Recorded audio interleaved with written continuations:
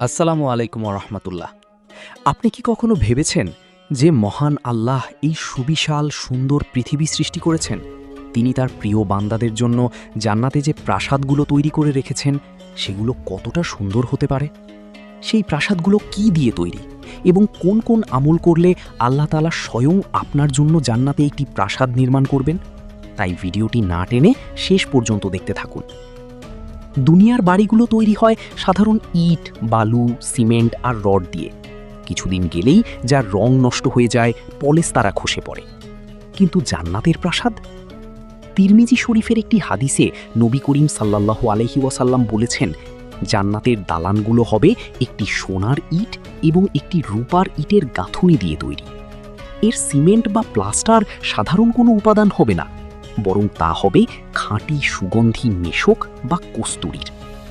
ভাবতে পারেন যে বাড়ির দেয়ালগুলো সোনা আর রূপা দিয়ে মোড়ানো এবং যেখান থেকে সারাক্ষণ মেশক আম্বরের সুবাস আসতে থাকবে। এখানেই শেষ নয়, রাসূল সাল্লাল্লাহু আলাইহি ওয়াসাল্লাম আরও বলেছেন, জান্নাতের প্রাসাদের মেঝেতে বিছানো থাকবে মহামূল্যবান ইয়াকুত পাথর এবং মণিমুক্তা, আর এর মাটি হবে জাফরানের। সুবহানাল্লাহ।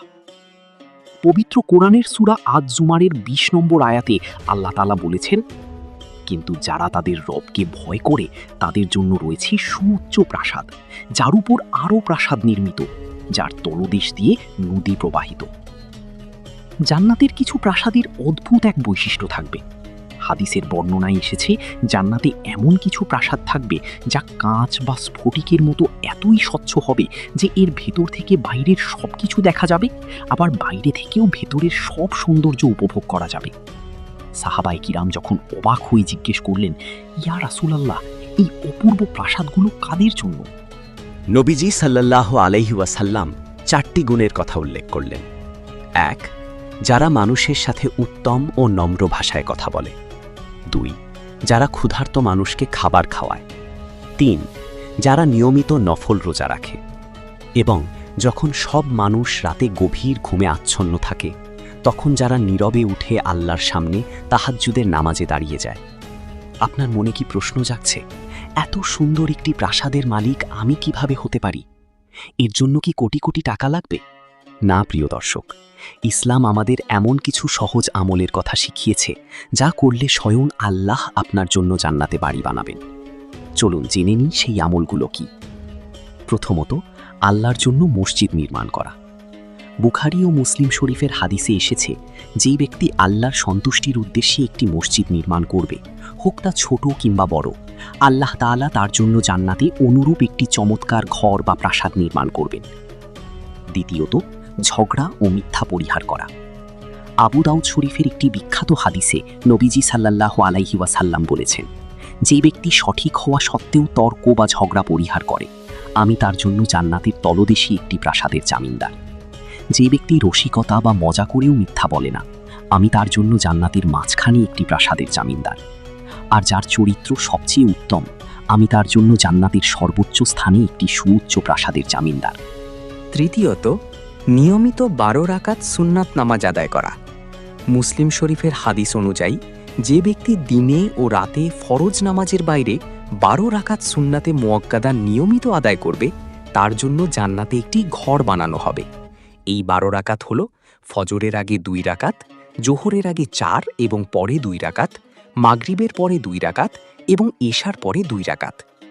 জান্নাতের প্রাসাদের বর্ণনায় তিরমিজি শরীফের একটি হাদিস অত্যন্ত আবেগময়। দুনিয়াতে কোনো মানুষের জন্য সবচেয়ে বড় কষ্টের বিষয় হল নিজের চোখের সামনে সন্তানের মৃত্যু দেখা। নবীজি সাল্লাল্লাহু আলাইহি ওয়াসাল্লাম বলেছেন, যখন কোনো বান্দার সন্তান মারা যায়, তখন আল্লাহ ফেরেশতাদের জিজ্ঞেস করেন, তোমরা কি আমার বান্দার সন্তানের জান কবজ করেছ? তোমরা কি তার কলিজার টুকরাকে ছিনিয়ে নিয়েছ? ফেরেশতারা বলেন, হ্যাঁ। তখন আল্লাহ জিজ্ঞেস করেন, আমার বান্দাই চরম বিপদে কি বলেছে? ফেরেশতারা উত্তর দেন, সে আপনার প্রশংসা করেছে, অর্থাৎ আলহামদুলিল্লাহ বলেছে, এবং বলেছে, ইন্না লিল্লাহি ওয়া ইন্না ইলাইহি রাজিউন। তখন আল্লাহ ফেরেশতাদের নির্দেশ দেন, আমার এই ধৈর্যশীল বান্দার জন্য জান্নাতে একটি বিশেষ ঘর নির্মাণ করো এবং সেই ঘরের নাম রাখো বাইতুল হামদ বা প্রশংসার ঘর। সুবহানাল্লাহ, আল্লাহর রহমত কত বিশাল! জান্নাতের এই প্রাসাদগুলো শুধু বাইরে থেকেই সুন্দর হবে না, এর ভেতরের জীবন হবে আরও জাঁকজমকপূর্ণ। সেখানে থাকবে আরামদায়ক পালঙ্ক, সারি সারি সাজানো মখমলের বালিশ এবং বিছানো থাকবে দৃষ্টিনন্দন গালিচা। কোনো দুঃখ, কষ্ট, ক্লান্তি, রোগ শোক বা বার্ধক্য সেই প্রাসাদের বাসিন্দাদের স্পর্শ করবে না। সেখানে থাকবে অনন্তকালের যৌবন এবং অফুরন্ত শান্তি।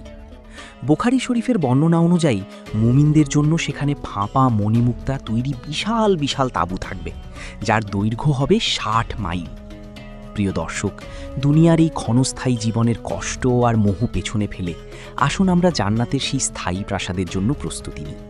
আল্লাহ তাআলা আমাদের সবাইকে জান্নাতুল ফেরদাউসের সেই মনোরম প্রাসাদের অধিবাসী হওয়ার তৌফিক দান করুন, আমিন। ভিডিওটি আপনার কাছে কেমন লেগেছে তা অবশ্যই কমেন্ট করে জানাবেন। যদি এই তথ্যগুলো আপনার হৃদয়কে স্পর্শ করে থাকে তবে ভিডিওটিতে একটি লাইক দিন এবং আপনার প্রিয়জনদের সাথে শেয়ার করবেন। এরকম আরও তথ্যবহুল ইসলামিক ভিডিও পেতে আমাদের চ্যানেলটি সাবস্ক্রাইব করে বেল আইকনটি প্রেস করে রাখুন। আসসালামু আলাইকুম ওয়া রাহমাতুল্লাহ।